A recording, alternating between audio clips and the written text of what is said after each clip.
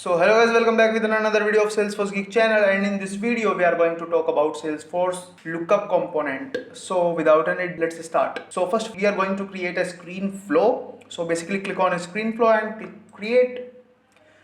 After that, what we have to do, we have to simply drag a screen. In today's scenario, what we are going to do, we are going to create a quick contact screen flow, and on that screen flow we are going to use our lookup screen component. So basically, suppose we are going to save a particular contact in our screen flow, and we want to attach that contact to a particular account. So this is the basic scenario of this video. So without any delay, let's start. So first of all, you have to simply drag a component which is name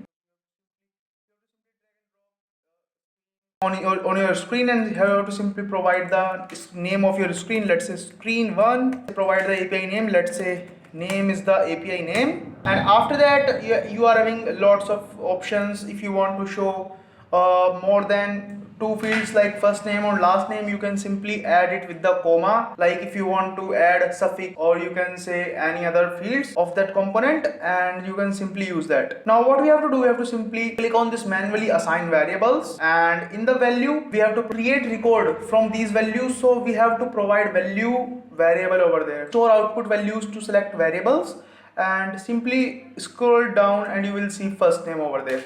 Simply you have to click on new resource, and in new resource simply create a variable.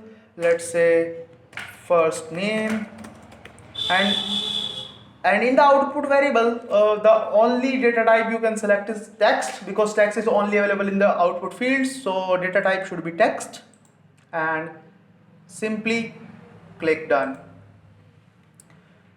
After that you have to do the same with last name. So let's say click on resource, after that variable, and click on the API name. Let's say last name, and similarly you have to select the data type which is text, and click done. Now we are done with the name component with the first name and last name. Now we have to drag and drop an email screen component. Let's say email. Simply drag and drop here.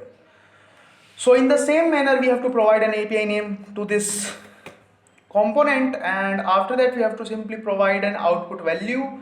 Let's say manually assign variables, and after that you have to simply provide value to this Salesforce screen component which is email. So let's create another resource, and which is of course variable, and in API name you have to provide the API name to this. So you can say con email. So simply you have to select the data type, and again it's a text.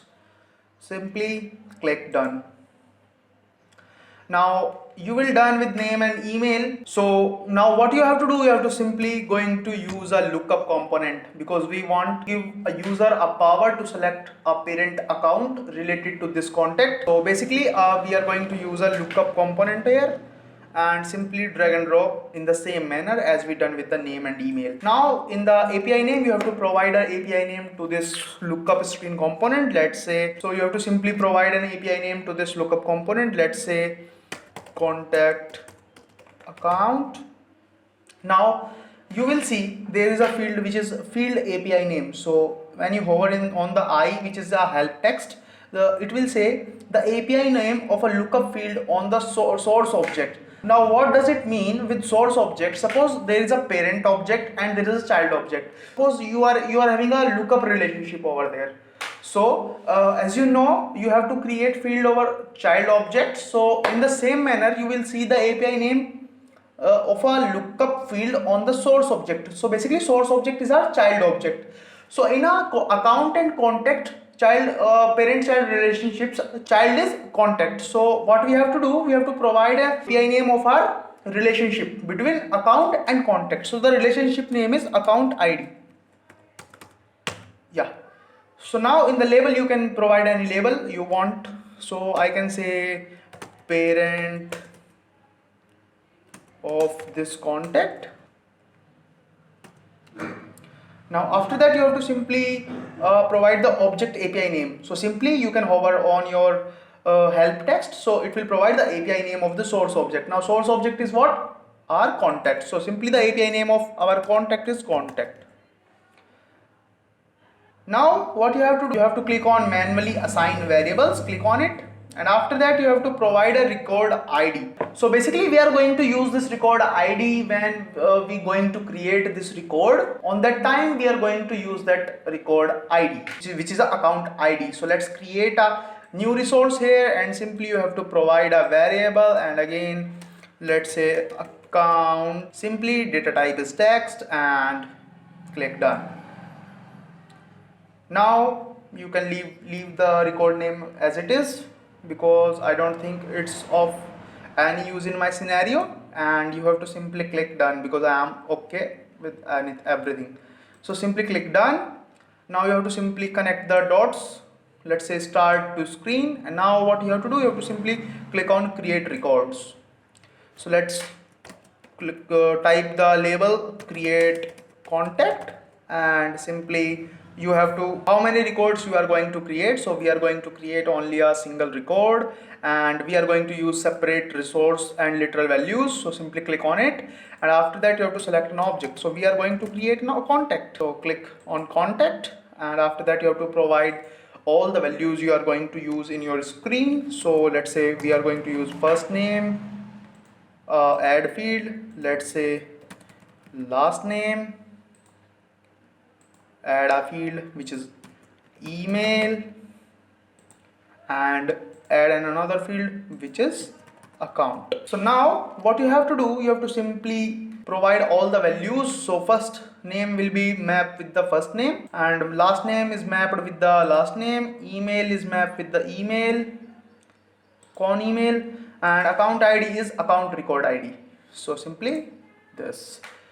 Now what you have to do, we are going to simply create this contact record and click done. Now simply what you have to do, you have to simply connect the dots. Yeah, now what we have to do, you have to simply save our flow.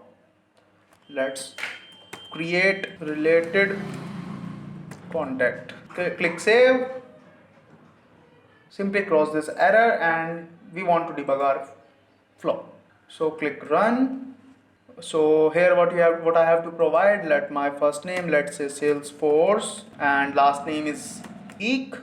In the email you can provide the email, let's say Salesforce geek 2019@gmail.com. Now here we are going to use our Salesforce flows lookup component. So you can select any of your account, let's say I'm going to use Genepoint here, and click next. So as you see, it says our record is ready to be created when the next screen pause or local action executed when the interview finished. So let's see whether we our contact is created on the Genepoint account. So simply click on account and go to Genepoint.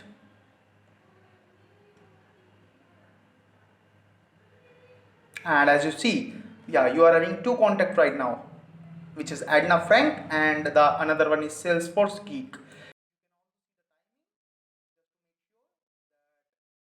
This is the same contact we are created by flow.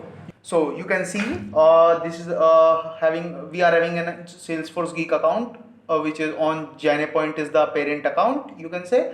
So simply you will see the same email there. So that's how you can use a lookup component in your Salesforce flows, and I hope you like this video. You can hit the like button and subscribe this channel for more such videos.